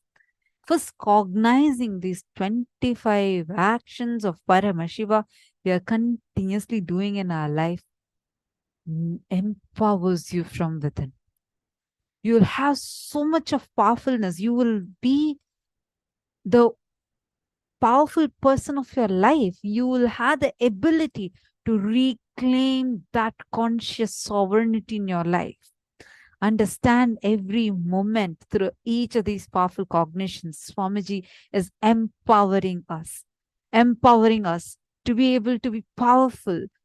You don't need to be powerless about your life for anything. You have the power, ability to create it as you want, play with it as you want, sustain it as you want, rejuvenate it where you want, put yourself in delusion and pull yourself out of delusion as and when you want. The moment you understand this, you will feel so much of liberation. You'll feel like nothing anymore can bind you. You are just free and expansive. That conscious elasticity that starts manifesting through you would just be so powerful. You will feel, you'll have that powerfulness inside you, which will give you the tremendous courage and boldness to live your life the way you want in a very powerful way. Just cognize, first start sitting to expand this conscious elasticity. Swamiji has given such an amazing technique. Visualizing the 25 heads of Paramashiva. When you start visualizing the 25 heads of Paramashiva, you will start seeing so much of expansion actually happening in your inner space. The conscious elasticity in you starts expanding more and more.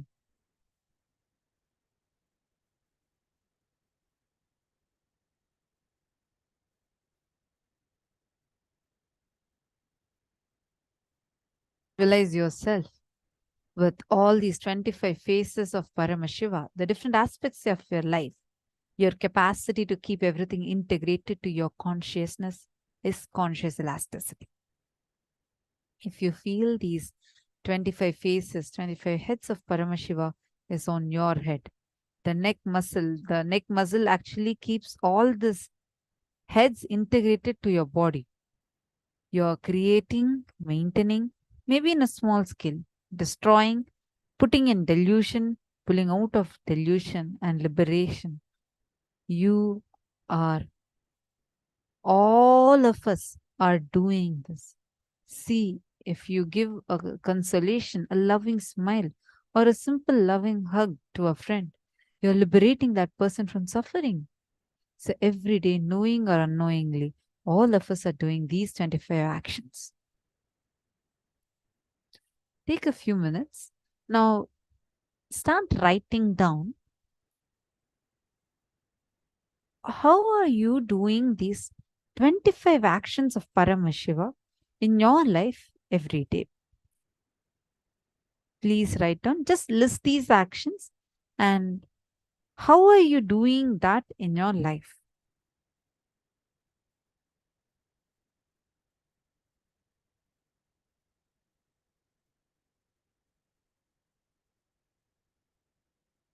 Examples we give, just start listing down.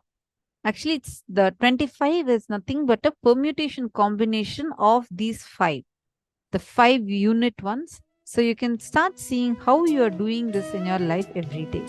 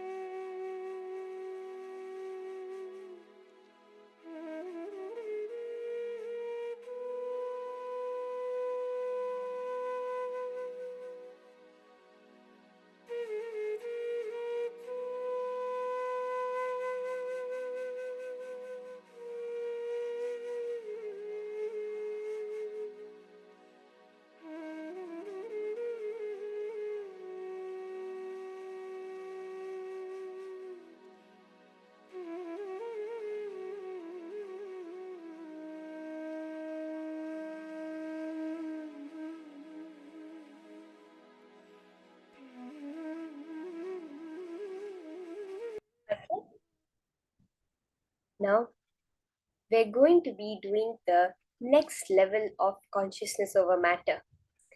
As and when we hear these truths from Swamiji, see, when every time we get a new cognition, apply that immediately in your life in the form of power manifestation.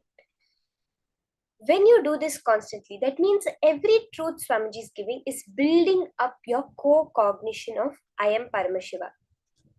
Now we have to understand every truth that Swamiji gives should not sit as one more word in your mind, one more cognition in your mind.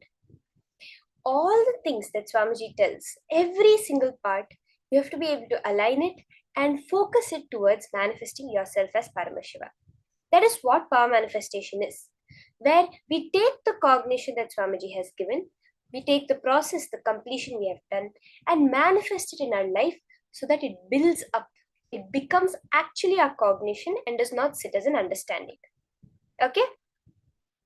Now, let's use this cognition of how your brain has that ability to grasp any truth, to function in any way that you choose it to be.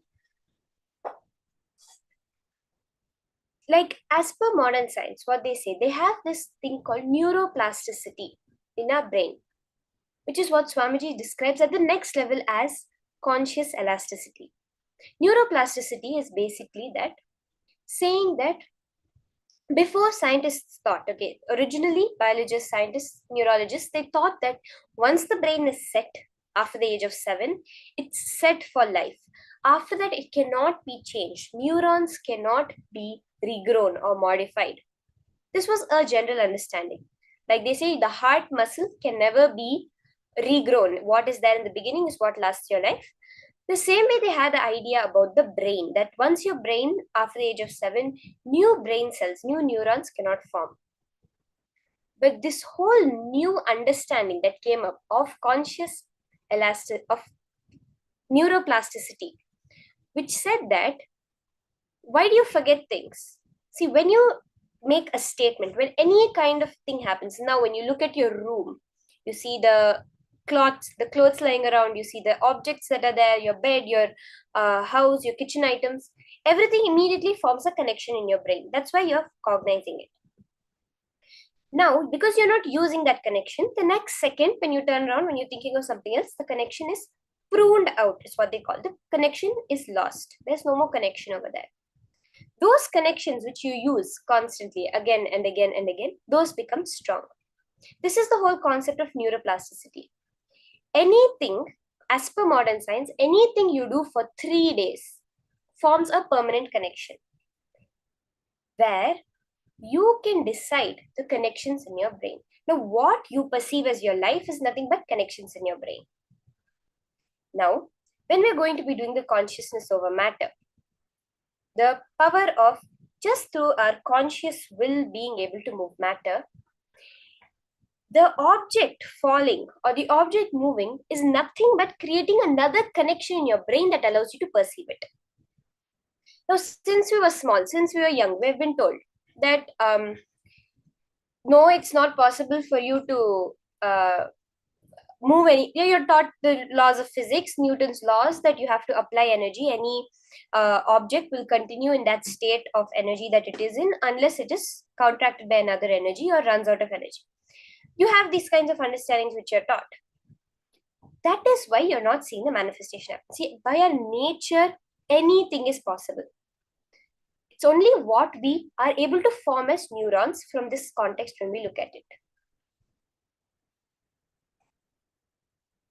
So, now when we are doing the power manifestation, you're going to consciously will and decide with Swamiji's initiation to create that neuron in your brain. That's all. It's about understanding, yes, I am Swamiji. I am Swamiji sitting here right now. And he is manifesting through me. When you repeat this, when you repeat it consciously cognizing it, see, when you get a cognition now, I am Swamiji sitting here. How can I be Swamiji? Question that. When the new thought currents come up, make that as the neuron connection within your brain. Are we all understanding?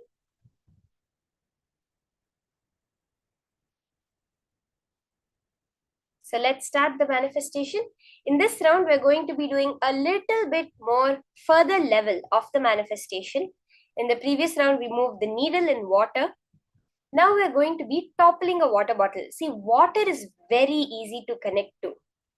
Understand, your whole body is made out of more than 70 to 80% of water. When you can see, you don't have to cognize it as I'm moving the bottle. You can cognize it as I'm moving the water. I'm moving the air to push over the bottle. Whatever you're able to find as, this is easy for me to do. You connect with it and you do it, okay?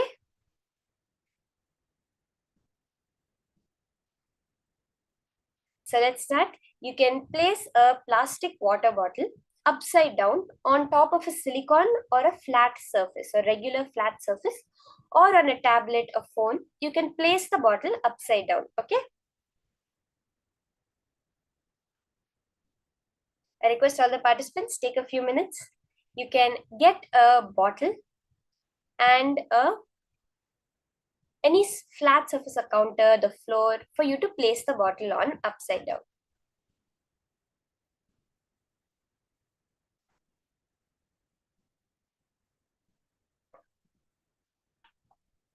Just take a few seconds and get the bottle for you to do manifestation in this round. Yes, Ma Mallory, if you feel connected to the water, that's awesome. Ma. You can just say I'm moving the water, because if the water moves, automatically the bottle will fall. That is if whatever you're connecting with, you feel you can move the water, you feel you can move the air, you feel you can move the bottle itself, whatever you're connecting with, you do it. Even when you have the needle in the water, ma, you can cognize it. You can do it as I'm moving the water and the water is moving the needle. You can do it like that also, ma.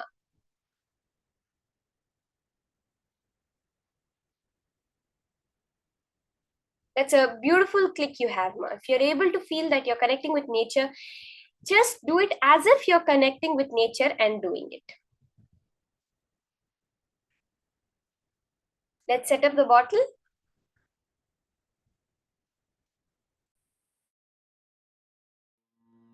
Nithyananda Paramashivoham. Now, when you're doing the power manifestation, keep the bottle and won't be clutched onto that bottle anymore. Place it over there. Now Swamiji is going to move it. When you're getting the thought, please move, or Swamiji, move the bottle, move the bottle. When you're constantly repeating this, then what happens? You are emphasizing the fact in your brain. You are going over the neurons that the bottle is not moving right now. That's why you're saying, can you please move it? No. When you do the manifestation, remember Swamiji, tell him now, I am going to change my reality through my conscious power. this When your Mahamahavagya brain, when that consciousness is changed. is spiritual lullaby for Wow, you Ma to Musu fall He into says she samadhi. manifested. You can place the bottle again and do it Suprabhatam, once more. wake up Put it on a song flat for surface, take a video recording of Paramashiva yourself to wake up in you. and chant the Just Mahavakya remember this one powerful for the cognition. bottle to topple over. This Mahavagya puts me in samadhi. This is Ma spiritual Musu, lullaby for Ma Musu samadhi. He, if you're doing the And manifestation now, do it 21 Suprabhatam, times. wake You'll up be song for come this Paramashiva whole in me. circuit in your brain of consciousness over matter For will become Paramashiva to permanent. manifest. Do it 21 times. Then the manifestation With will this become a one permanent manifestation. spiritual You'll be powerful able to do it at cognition, any time that you wish to do it. chant this So beautiful. Mahavagya.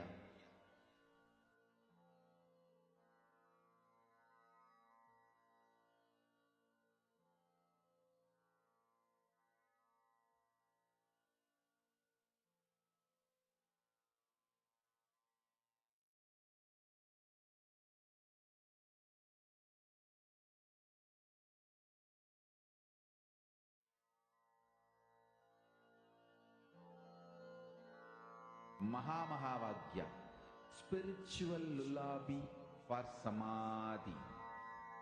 And Suprabhatam, wake up call, wake up song for Paramashiva.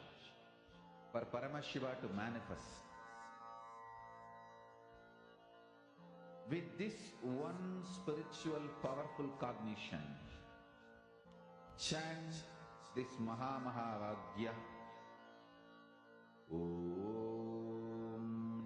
Nithyananda Paramashivoham. Om Nithyananda Paramashivoham. Om Nithyananda Paramashivoham. Om Nithyananda Paramashivoham. Om Nithyananda Paramashivoham.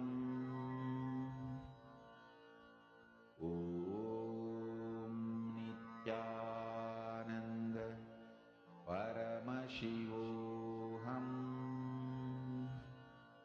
Om Nithyananda Paramashivoham. Om Nithyananda Paramashivoham. Om Nithyananda Paramashivoham. Om Nithyananda Paramashivoham. Om Nithyananda Paramashivoham. Om Nithyananda Paramashivoham.